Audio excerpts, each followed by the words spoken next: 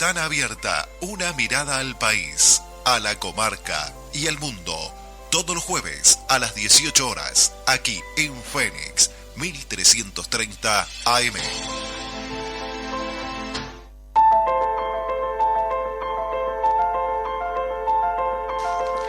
Buenas tardes, audiencia. Estamos en otra edición de Ventana Abierta. Quien les habla, Heraclio Lavandera, tiene el gusto de presentarles esta nueva edición del programa. Y me acompañan en este estudio. Hoy se llenó de gente, como siempre, nuestro compañero y socio de correrías radiofónicas, como siempre digo, Néstor Grajales.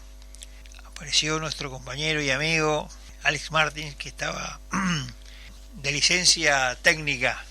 Exacto. Y bueno, y nos acompaña hoy una visita del ingeniero Agustín Lavandera, que bueno, está ahí con su computadora siguiendo los temas. Bueno, esta semana se repicó el mundo político. Sí. Estuvo movido. Estuvo recontramovido. De hecho, había traído un material que a último momento lo cambié por algo que salió ahora. Hoy vamos a pedir a Javier, que siempre está atento allí en cabina, que nos ponga el audio que tiene a disposición. Ustedes saben que todo el proceso aquel de la entrega de pasaporte a Marcet tuvo un origen ¿en quién? En el entonces director del área consular de la Cancillería, es el doctor Muiño, que fue paz en comisión del actual presidente Orsi en el periodo pasado, que casualmente ahora también está. O sea, el origen intelectual de todo aquel problema es un jerarca del actual gobierno.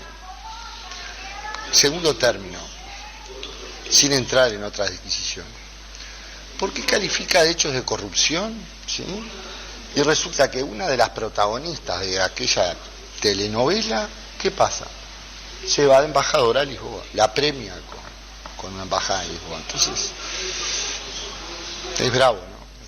Yo le recomendaría al ministro que vaya y que asegure que el pasaporte uruguayo tenga validez para entrar a países lógicos como Alemania, Francia y Japón. Nada más. Y que deje el virubiru político para los políticos. Si él va a entrar en el virubiru político, creo que flaco favor le va a hacer a su cargo, porque la Cancillería tiene que ser siempre un elemento superador, la política de Estado, la política exterior. Pero bueno, él es grande y está vacunado. Quien habló era el senador Sebastián da Silva, que además justamente estuvo la semana pasada, estuvo con nosotros, en el programa, pero en otro tema. Pero Silva es un hombre todoterreno, así que se mete en cuanta... Es decir, da Silva creo que asumió el rol de ser un arquero de penales, de tiros al arco, de tiro de arco a arco, de medio de campo, y entonces tiene una postura bastante militante en cuanto a cuestionar lo cuestionable del actual gobierno.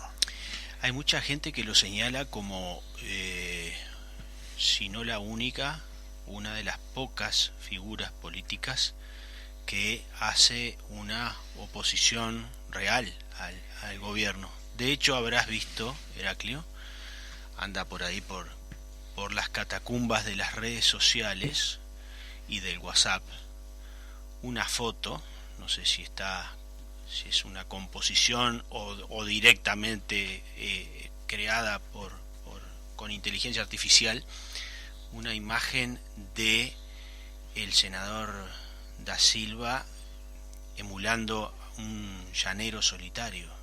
No he visto la imagen, pero búsquela. Lo tomo como Búsquela, dato, ¿no? Tome la sugerencia, búsquela. El ingenio popular que no descansa está de alguna manera señalando o destacando al senador da Silva como una figura, digamos, punta de lanza de la oposición. Y este comentario a propósito de los pasaportes fue la referencia que él acaba de hacer. tuvo que ver con algo que fue un chisporroteo de horas anteriores, cuando el canciller Lubetkin, a propósito del tema de los pasaportes, los cambios normativos, los cambios en las formas de conformación del pasaporte uruguayo, que fue cuestionado y se dice que no está aceptado por Francia, ni por Alemania, ni por Japón. Parece que el primer caso, digamos, donde salta esto es justamente Japón. Esto generó ruido acá a partir de el cuestionamiento de los cambios en la forma. Aparentemente en el pasaporte no está tan visible, o no está, el origen de la nacionalidad del inscripto. Exacto. Y eso genera algunos problemas accesorios en este mundo de tanto tembladera, tan sísmico como el que tenemos hoy en la actualidad. Salió en las redes, en la red X, un posteo de Oscar Ventura comentando el tema del tema de los pasaportes, diciendo que justamente este cambio estaba vinculado a la idea, y aquí hace una primicia, ¿no? A la idea de entregar pasaportes sin nominar la nacionalidad a ciudadanos provenientes de Palestina. Esto lo asociaba en ese tuit Ventura con el hecho de que se bloqueara el conocimiento, la divulgación de la información de las delegaciones diplomáticas uruguayas en los países nórdicos, donde aparentemente estos países, en particular tengo entendido Suecia, tiene un interés superlativo en sacarse de encima el problema palestino, que ya es un asunto bastante complicado, porque son conjuntos poblacionales que no tienen, digamos, adaptación formal, y han tratado de llevar el mundo del que provienen a esos países de recepción. Bueno, parece que, según este tuit, o sea, hay que ver si sustancia esto, ¿no? El tema de los pasaportes, donde se modifica el tema, la cuestión relativa a indicar el origen de la nacionalidad de quien tiene el documento, permitiría que se entregasen pasaportes a personas de lugares que son notoriamente complicados, como es el caso de Palestina, pero también se abre a otras puertas también, ¿no? Claro. Es un mundo además de guerra. En Europa, en estos momentos, por lo menos en algunos países, en algunas regiones, se está empezando a ver con preocupación el tema de la inmigración. Entonces, por ahí viene el reparo de algunos países. Se nombró el tema de Francia, el tema de Alemania, ¿no? No solamente eso, si fuera eso quizás sería un problema, pero no de la magnitud de esta. Por ejemplo, nosotros hace algunos programas atrás hablamos de unos casos de espías rusos descubiertos en Argentina. Esta semana pasada también salió en La Nación de Argentina el caso de 2 o 3 rusos nacionalizados argentinos y teniendo documentación y pasaporte argentino, de gente que en origen son personas que han fallecido ya hace años.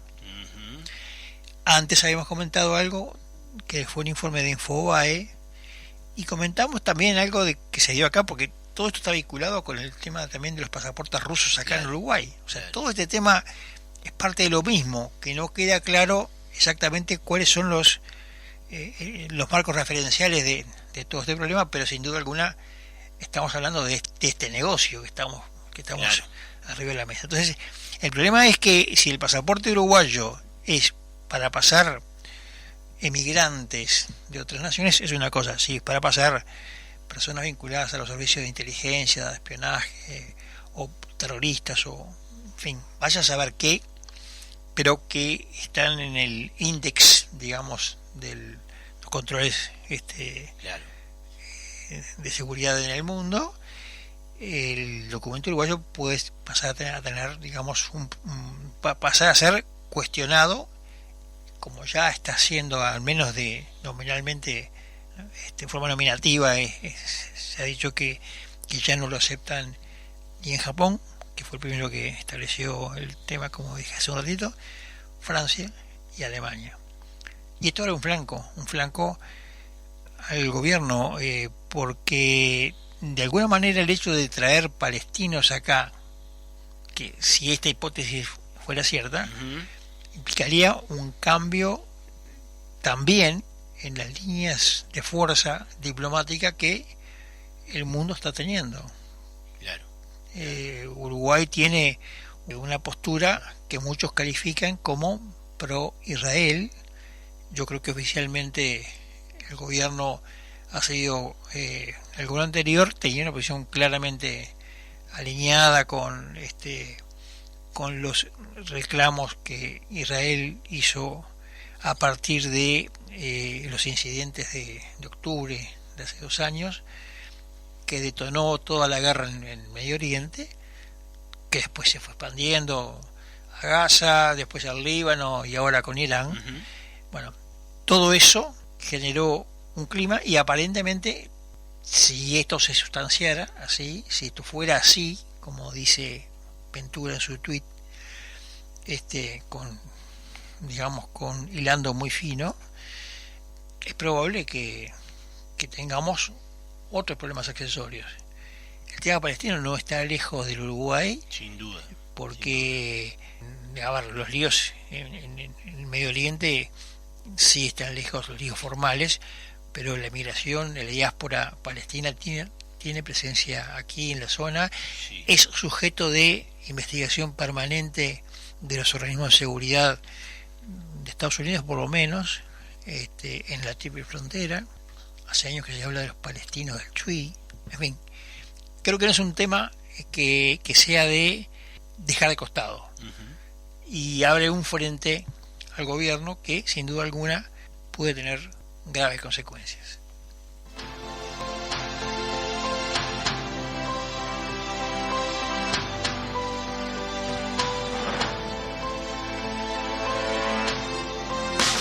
Tus avis no te dejan a pie. Presenta tu cédula y canjea 50 avis por una chance para participar del sorteo de 2 autos eléctricos BYD, 19 motos Anela. Además, podés ganarte 500 vales valor 1.000 pesos cada uno en el pago de tus facturas en nuestros locales. Vos podés ser el ganador. Te esperamos. Más información en habitat.com.uy. Cuando necesites solucionar de modo fácil los trámites difíciles en BPS, DGI y Ministerio de Transporte, consulte a los gestores de gestiones.ui. El mejor método para evitar dolores de cabeza y malestares a la billetera. Consulte su problema por Instagram a la cuenta @gestiones.ui o por correo electrónico a gestiones.ui@gmail.com. Esta gente hace fácil cualquier trámite difícil.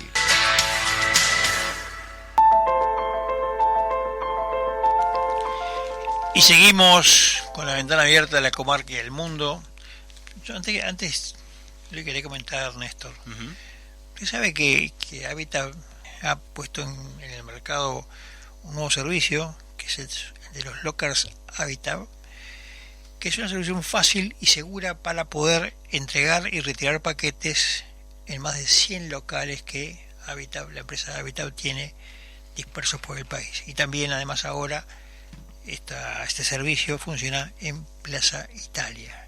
Parece buena noticia, que siempre es conveniente recordar a nuestra audiencia. Una buena idea, una gran idea de Habitat, que siempre está pensando en algún tipo de solución para los uruguayos, y nos acerca en este caso los lockers que están en los locales Habitat. Bueno, y Habitat está en todo el país, ¿no? Entre los temas también que se pusieron esta semana sobre la mesa está vamos a decirlo de esta manera. Decíamos que hasta ahora la única constante de este gobierno ha sido renuncias. Cierto. Entonces, en los mentideros de la política ya se hacen apuestas de quién va a ser el próximo que salga. Bueno, eso no habla muy bien del gobierno, ¿no? O por lo menos no habla de una estabilidad del gobierno, ¿no? Yo no sería tan audaz en decir que no habla bien. En realidad, yo creo que un gobierno que acepta renuncias porque hay problemas, en realidad para mí está bien. Perdón que le contradiga eso, porque yo creo que justamente algo que pasó en el gobierno anterior fue que alguien se equivocaba y se iba. Y a mí me parece que eso es correcto. Y la oposición del Frente Amplio hacía de eso caudal y que era poco menos que no, es un tema de corrupción, bla, bla, bla, bla. Ahora le toca al gobierno que estaba antes en la oposición, le toca ejercer el gobierno y ahora le pasa algo parecido. Se tienen que ir los que no cumplen ciertas normas, ciertos recaudos de tipo ético, político, en fin. Alguno no se fue, ¿no? Alguno se fue. Y hay gente que alguno no se fue. reclama su salida y bueno, continúa, ¿no? Hasta ahora sin éxito. Pero lo cierto es que, por eso te decía, no sé si el hecho de que tengamos renuncias todas las semanas o todos los meses, yo no lo veo tan mal. Es cierto eso. Porque también es un tema de salud republicana. Lo que sí llama la atención que es decir, se da con mucha frecuencia, porque hay muchos casos de renuncias o de posibles renuncias, o de gente que muchos creen que debería renunciar, jerarcas de gobierno, y que en poco tiempo, ¿no? En muy poco tiempo, ¿no? Porque prácticamente no ha habido mucho margen de error, porque es poco el tiempo de gestión que llevan hasta ahora, ¿no? Fíjate que estamos hablando de unos pocos meses, sí, efectivamente, claro. Pero lo notorio en este caso es que en general han sido renuncias surgidas del propio seno del Frente Amplio. Uh-huh. Y como decían los mentideros de la política, se comenta cuál será la próxima renuncia, y hay un nombre que está dando vueltas. ¿Tiene algún dato? Bueno, no sé. Pero escuchó algún nombre. Las apuestas van por ese lado. ¿Quién paga menos? Alfredo Flat. Está pagando poco, Alfredo. Claro, pasa que el tema del corte, digamos, de la suspensión de las exportaciones de ganado en pie. Exactamente. Una medida que históricamente Uruguay ha tenido cuando se vilipendia mucho el precio del ganado, porque hay sobreoferta, porque el dólar está bajo, por distintos motivos, y eso termina fundiendo al productor, básicamente. Uh-huh. ¿Con quién? Con la industria, que le paga poco aprovechando esa coyuntura y paga poco para hacer su negocio, que es faenar carne, venderla, en fin, la cadena carnera ya en el sentido industrial. ¿Qué es lo que pasa ahora? Entonces, el ganado en pie, la salida de ganado en pie es una cuestión, digamos, coyuntural, que se utiliza como válvula de escape, se ha utilizado históricamente como válvula de escape para mantener los precios en el mercado, que no termine fundiendo al sector productor. El tema es que esta decisión, Follati ha salido a explicarla, diciendo que bueno, que hay muchos empleados de la industria frigorífica que están en seguro de paro. Y que bueno, que la situación que ahora se les termina, y que esto lo planteé como un tema social prácticamente, ¿no? Pero esto generó también urticaria en los sectores gremiales, y las gremiales en general agropecuarias han tomado posición cuestionando esto, porque si bien Frati en la segunda explicación dijo, bueno, no, la prohibición es momentánea, pero mientras sea prohibición, el 100% de la muestra se verifica como que está prohibido, ¿no? Y hasta ahí sería el chisporroteo habitual entre un gobierno del Frente Amplio y las gremiales que están confrontadas contra ese gobierno, es decir, históricamente han estado confrontadas por los reclamos, por las formas. Hace poquito Frati cuando hablaba de la estancia esta que compran, hablaba de los oligarcas y todo eso, ¿no? Como si él vendiera caramelos en un kiosco, ¿no? No hay que olvidar que Frati es un ganadero de vieja data y tiene incluso o ha tenido por lo menos estancias fuera del país, creando ganado fuera. O sea que latifundista, no sé si oligarca, pero latifundista sin duda alguna es.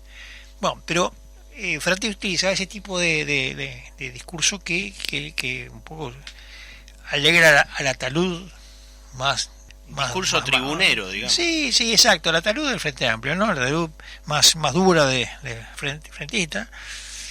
No quise que alegra a todos, pero sí algunos. Y tanto no alegra a todos que el ministro de Economía, y ahí es el tema, Gabriel Adone, notorio frentista, notorio frente amplista, salió a decir: de esto me enteré casi por el diario. Es tremendo eso, ¿no?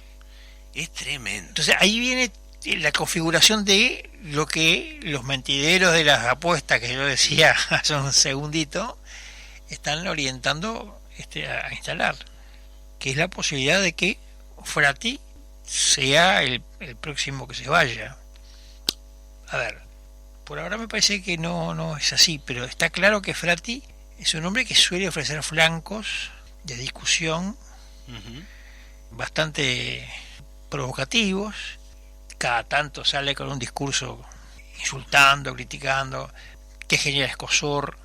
Pero esta medida en realidad es una medida que afecta realmente a la política económica del país. No es algo puntual, se sale digamos de la pulseada político-ruralista. Claro. ¿No?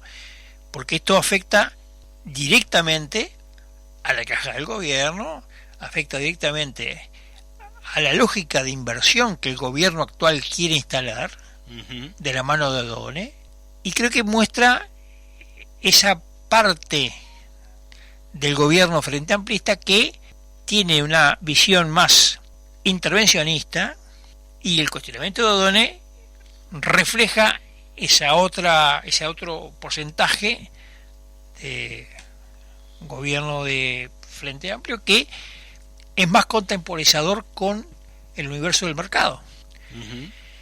Y si al principio decían que el que se iba era Adone, por ahora el que se queda es Adone, y el que se puede ir es no sé quién, pero Adone aparentemente es el hombre que pone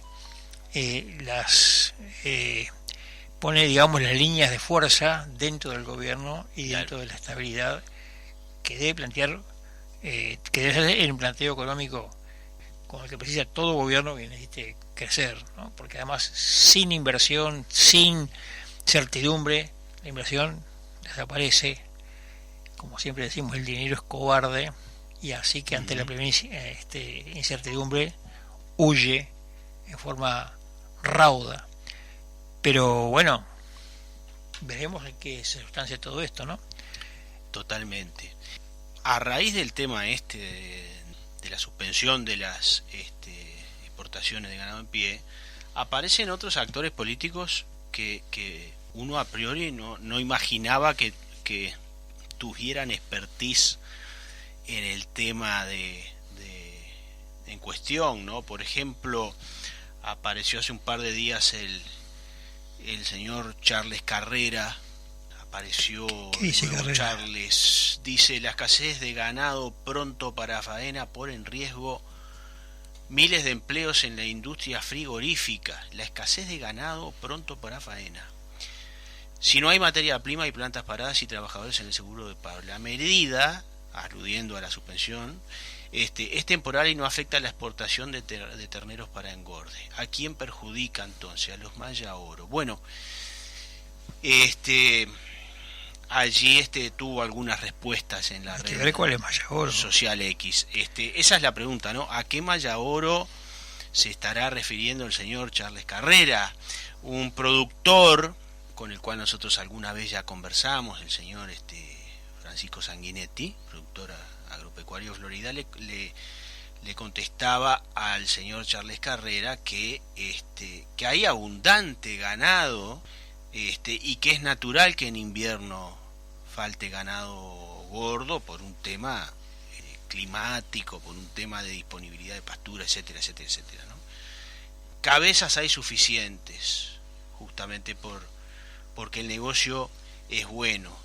A ver, si esta medida, y ya redondeo, Heraclio, que nos tenemos que ir a la pausa, si esta medida se hubiera tomado en el gobierno anterior, los mismos que hoy están defendiendo esta medida que algunos califican hasta de kirchnerista, los mismos que la defienden, esta suspensión, estarían diciendo, están favoreciendo a los Maya Oro, a los grandes capitalistas extranjeros, Los latifundistas. los latifundistas, ¿sí? Y bueno, todos sabemos que los frigoríficos están en manos de capitales brasileños y bueno, y seguramente ese sería un flanco de crítica que los mismos que hoy están defendiendo esa medida lo harían si hubiese sido el gobierno anterior el que lo hubiera hecho, ¿no? No quepa duda, y además, a propósito de eso, en la otra parte, en el próximo bloque, vamos a hablar de algo vinculado al tema justamente del desaliento, del riesgo de desalentar la inversión Claro. por vía estructural.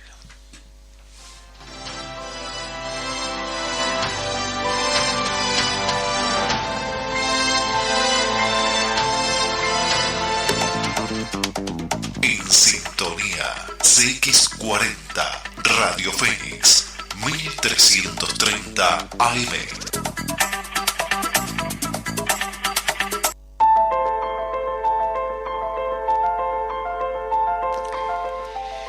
Y seguimos aquí con la ventana abierta, recorriendo el mundo, el universo, el planeta uruguayo. Y tenemos de retorno a nuestro querido amigo Alex.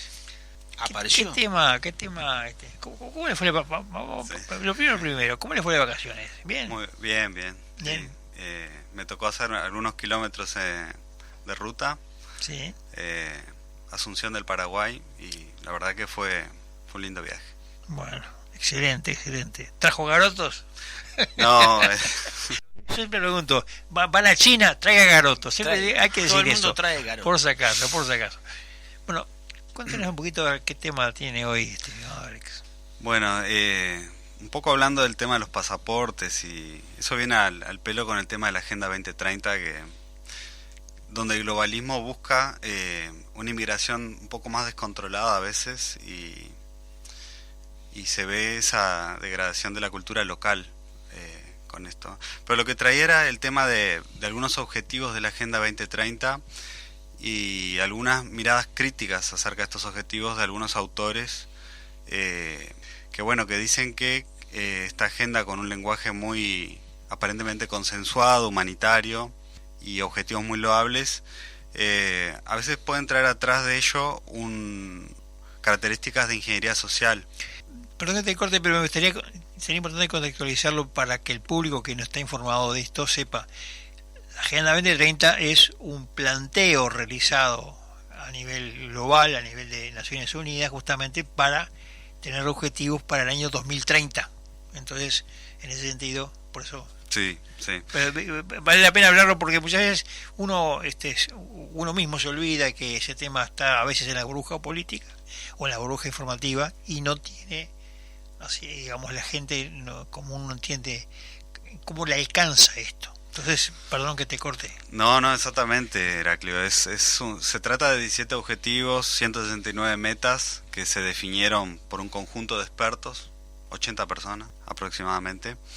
Y bueno, entonces hay muchas críticas acerca de esto, porque se lo toma como algo consensuado, científicamente, sin muchas discusiones, con mucho consenso, pero en realidad hay ciertas opiniones encontradas en este tema. Y bueno, y algunos de los objetivos que traje para compartir son, por ejemplo, el que busca el fin de la pobreza. Pero a veces, ¿cómo se busca eliminar esa pobreza? Según ciertos autores, eliminar que no haya pobres, que no se reproduzcan o de cierta forma. Otro sería la salud y el bienestar, donde se habla de la salud reproductiva, pero a su vez se busca la salud reproductiva sin reproducción muchas veces. Otra sería la educación de calidad, o de Objetivo de Desarrollo Sostenible 4. Pero, sin embargo, muchas veces la educación inclusiva apunta a una formación más ideologizada, no tan técnica, no tan para prepararse para el mundo laboral. Y bueno, otro sería también lo que sería la igualdad de género, pero un poco destruyendo lo que es la igualdad de oportunidades o lo que sería un marco legal igual para todos, sino que buscándole, como quien dice, cortarle las patas al que corre más. Bueno, y ahí podemos seguir con la reducción de desigualdades, que muchas veces esto también destruye la diversidad auténtica de cada individuo. Y uno de los que también es hoy por hoy muy utilizado, una visión apocalíptica, que es la acción por el clima. Pero esto también trae algún tipo de crítica acerca de, bueno, los países desarrollados, ¿cómo se pueden desarrollar si no pueden utilizar sus propios dispositivos digamos, para combustibles, ¿no? Y bueno, y hay muchas críticas a este respecto. Una de ellas es justamente que haya sido generada por un grupo tan reducido de llamados expertos. Y bueno. Y además lo interesante del caso, o lo paradójico del caso, es que detrás de cosas que suenan muy lindas, porque ¿quién se va a oponer a reducir la pobreza? Pero de repente, bajo la frase reducir la pobreza, de repente la solución es reducir la cantidad de pobres, haciendo que hayan menos nacimientos. Si sabemos que la pobreza se concentra en las franjas juveniles, en las franjas infantiles, mayor incidencia, pero esto es histórico, esto siempre ha sido así. Es decir, las familias más numerosas de los lugares menos agraciados desde el punto de vista socioeconómico tienen más hijos, entonces por lo tanto la pobreza se concentra en esos lugares. Entonces, incidir sobre esto, sobre los nacimientos, es decir, la reducción de la pobreza no se trata muchas veces de generar, digamos, un despegue económico de esas personas, sino evitar que tengan hijos. Es decir, entonces hay una visión detrás de la frase belleza, se esconde un mundo opaco y con características que son totalmente diversas y dispersas respecto del objetivo aparentemente propuesto. Y justamente ahí entra la idea de tratar de la ingeniería social, que es la visión, ¿no?, del jardinero y el guardabosques. El jardinero busca modificar la realidad, digamos, cortar al jardín a su gusto, y el guardabosques, ese sería el caso del ingeniero social, simplemente el guardabosques busca que se desarrolle todo de forma natural, que no haya grandes problemas y lo deje intacto como tal, ¿no? Cuando vos señalás el tema del clima, hay todo un debate, ¿no?, sobre el tema del clima. Antes, cuando llovía, ahora llueve y es por el efecto invernadero, el cambio climático. Antes los inviernos eran muy fríos. Yo vengo de una zona donde los chiquilines, cuando iban a la escuela, tenían sabañones en las orejas. Eran las quemaduras, sí, de frío, sí, y en las manos. Es cierto. Bueno, yo me crié en una escuela donde había compañeros que tenían sabañones en las manos y en la oreja.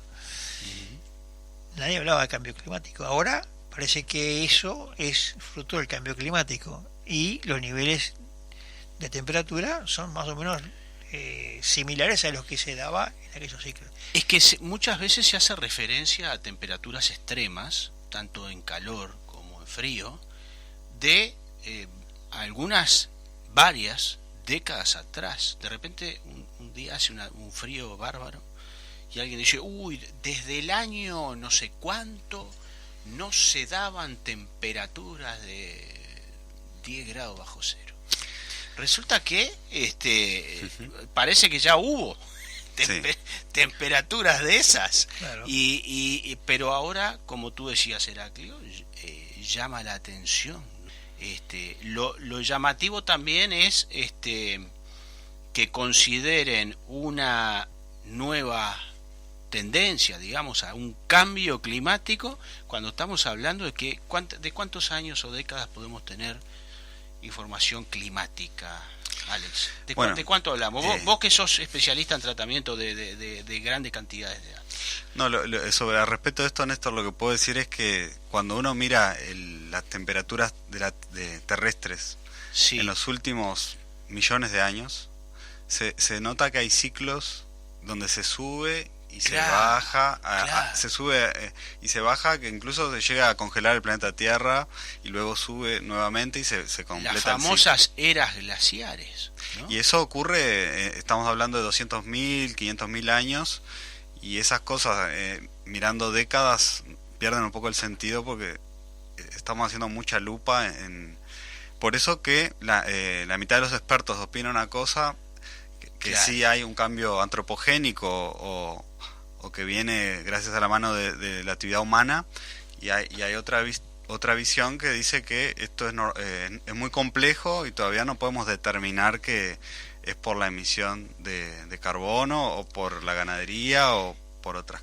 Y eso que vos estás indicando tiene consecuencias muy directas con el tipo de producción, el tipo de las formas económicas, exigencia de controles de emisiones de CO2. Digo, a ver, hace 40 años alguien dijo que la producción de arroz era emisora de CO2 y generaba y alentaba el calentamiento global.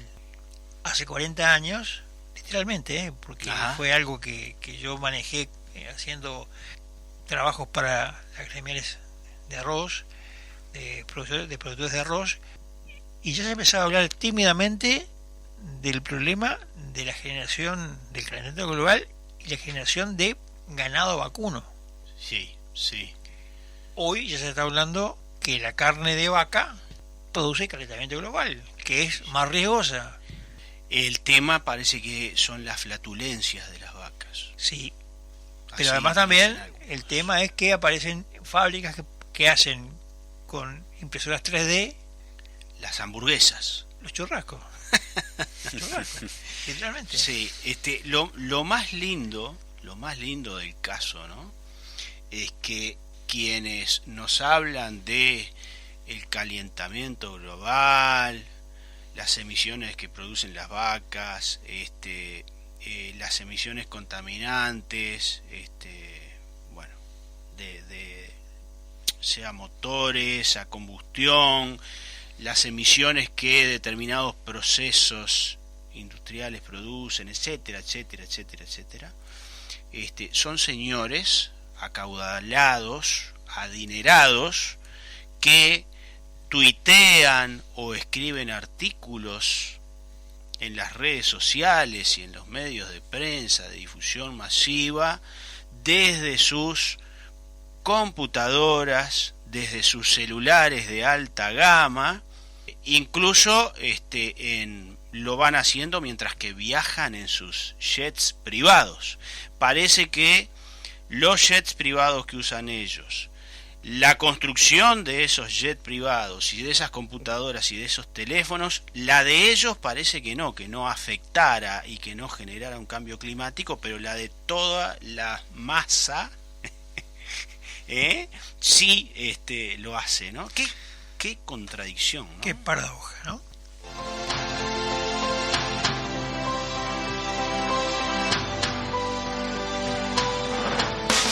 Tus avis no te dejan a pie. Presenta tu cédula y canjea 50 avis por una chance para participar del sorteo de 2 autos eléctricos BYD, 19 motos Anela. Además, podés ganarte 500 vales valor 1.000 pesos cada uno en el pago de tus facturas en nuestros locales. Vos podés ser el ganador. Te esperamos. Más información en habitat.com.uy. Cuando necesites solucionar de modo fácil los trámites difíciles en BPS, DGI y Ministerio de Transporte, consulte a los gestores de gestiones.ui. El mejor método para evitar dolores de cabeza y malestares a la billetera. Consulte su problema por Instagram a la cuenta @gestiones.ui o por correo electrónico a gestiones.ui@gmail.com. Esta gente hace fácil cualquier trámite difícil.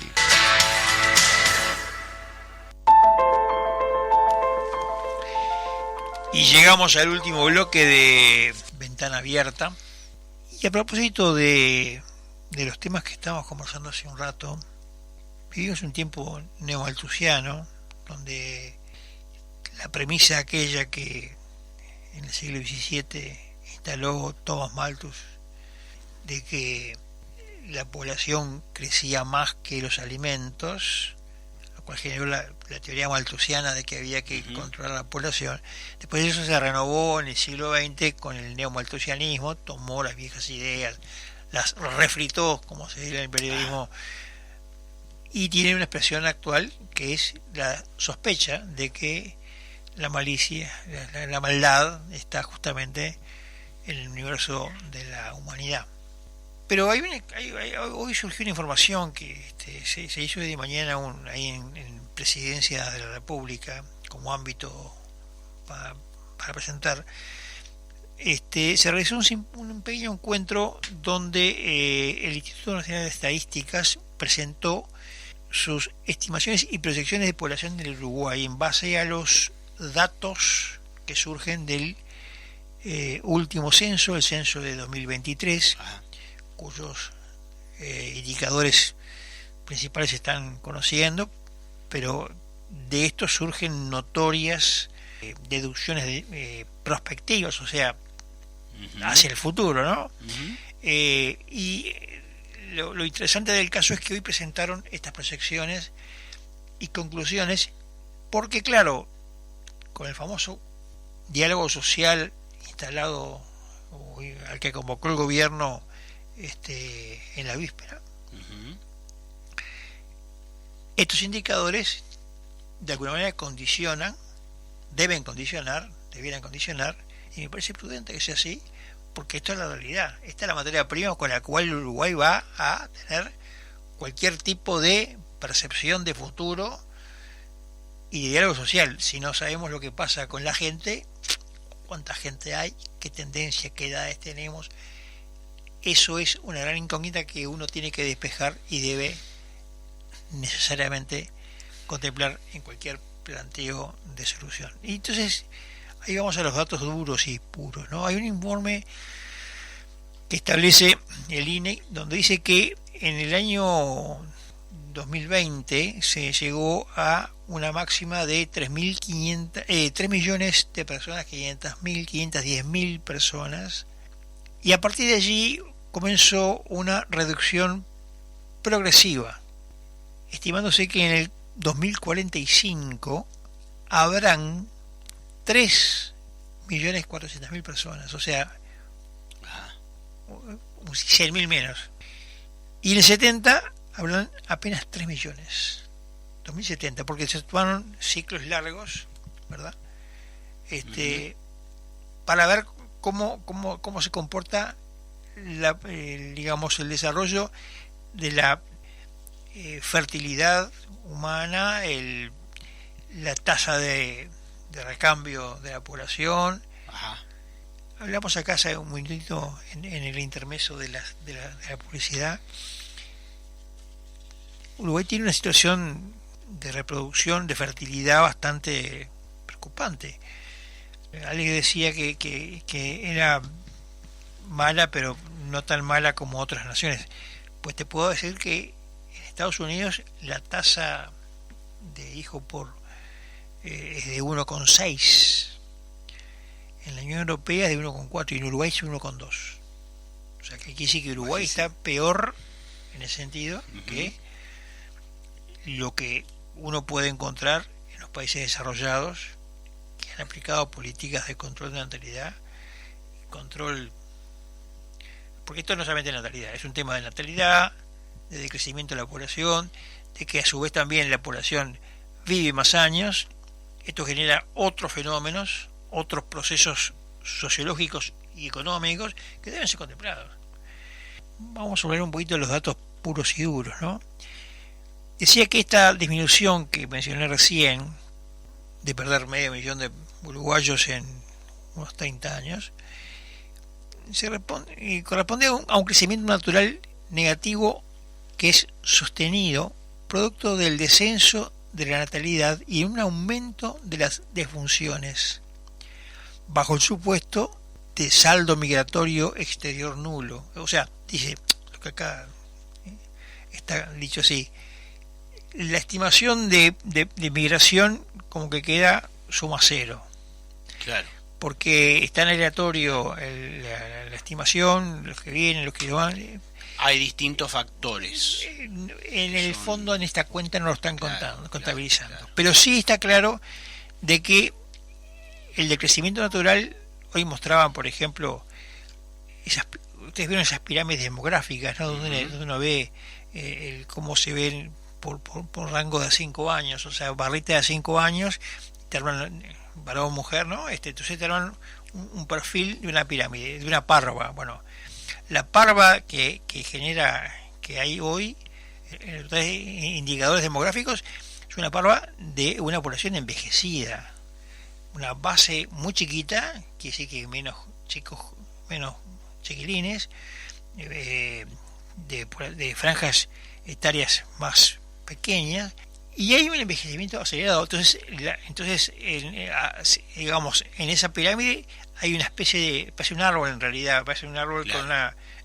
con un tronco grueso, y la copa del árbol es la franja de población que tiene más edad. Pero ya hay un notorio incremento de las personas con edades de promedio de 40 hacia arriba respecto de las 20 hacia abajo, lo cual tiene que ver con la alimentación de lo que se llama la población económicamente activa, que es la PEA, es decir, la población que produce, que está en edad de trabajar y que quiere trabajar naturalmente que sí, pero que es la que sostiene el sistema previsional. Y ahí, entre otras cosas, estaba Rodrigo Arim, el principal de la OPP. Es una posición bastante clara y acertada, a mi juicio, donde decía, la única solución que tenemos, bueno, uno dice sí, tener más hijos, sí, pero eso también depende un poco de la información, de la decisión individual de cada persona. Pero lo que vamos a tener que tener es mayor productividad, decía Arim. O sea, mayor generación de riqueza por cada uruguayo para poder financiar más el sistema provisional, porque el sistema provisional es un esquema Ponzi. Yo pago eso se llama Ponzi, que quiebran cuando hay estafas, es lo mismo que se utiliza en la jubilación, en el sistema jubilatorio. Piramidales. Claro, yo estoy pagando las jubilaciones con la plata que recibo de los aportes que es lo que están activos. Eso se llama Ponzi. Ahora bien, claro, con el aval del Estado. Y cuando falta plata, la saca de las arcas públicas generales, ¿no? ¿Y qué sucede? En ese proceso, hablar de que Uruguay debe tener un tema de mayor productividad está bien, pero uno enseguida se pone a pensar, ¿y Uruguay se dará el debate sobre las condicionantes que hacen para que el hueso sea más productivo? Porque, a ver, el sistema tributario establece una forma de impuesto, impositiva, que desalienta el trabajar más. El pago del IRPF por franjas genera un desaliento de tomar determinada cantidad de horas de trabajo, porque si trabajo más, no es que gane más, es que gano menos, porque tengo que aportar más, porque paso la franja. Y eso es algo que no es nuevo, lo sabemos todos. Totalmente. Hay gente que antes agarraba 3 trabajos o 2 trabajos y ahora dice, no, a mí no me sirve quedarme con un trabajo. Se supone que eso aumentaría, digamos, la cantidad de trabajos, de oportunidades laborales. Sin embargo, no es así, porque quienes trabajan se desalientan de tomar nuevos ocupaciones. Claro. Hay un tema de lo que se llama el costo de oportunidad también, y hay un tema de optimización. Los agentes económicos, particularmente considerados, son racionales, por definición. Entonces, la gente también evalúa la ecuación, la relación ocio-trabajo. Entonces, mucha gente desalentada, como tú decís, Heraclio, piensa, a ver, me tengo que matar trabajando no sé cuántas horas más para ganar cuánto más. Un poquito más nomás, matarme trabajando por un poquito más, siendo que el resto se me va en aportes y en impuestos. No, ¿sabes qué? Mejor me quedo como estoy. Pero además incluso el sistema está pensado para que eso suceda así. Claro. Para que la gente no tome muchos trabajos, es decir, se parte de una lógica que en el fondo, cuando vos la llevas a la práctica, desalentás a aquellos que producen, que produzcan más. Claro. Por lo tanto, lo que decía Rodrigo Arim hoy, que suena lindo, debe tener una contraparte de un debate tributario, y el gobierno estará dispuesto en este diálogo social a abrir un punto de conversación, en vez de en el sistema jubilatorio, abrir un punto en el tema tributario. Claro. ¿Se animará? Porque Yo ese es el creo tema. que tiene muchas condicionantes ideológicas. Pero notoriamente que sí. Muchas condicionantes ideológicas que no le permiten ver con claridad ese problema. Porque para poder ser más productivos, para tener más productividad, hay que invertir más en medios de producción, en aparatos de producción, ¿sí? Sí. Posibilitar más empleo, que la gente se entusiasme más. Y con digámoslo, lo que se hace. pagar menos impuestos. Y tenemos que pagar menos impuestos, eso es bajar los costos, ¿no? ¿Qué tan fácil será contratar en Uruguay también, no? Mm. El que quiere contratar o arreglar algo chico, Es difícil. otra pregunta, ¿no? Difícil. Bueno, ahora se calentó el tema y ya no tenemos que ir. Pero es un lindo tema para el economista callejero de los lunes. Sin duda también, alguna, ¿eh? sin duda alguna. Bueno, hasta el próximo jueves, si Dios quiere. Ventana Abierta, una mirada al país, a la comarca y al mundo. Todos los jueves a las 18 horas, aquí en Fénix, 1330 AM.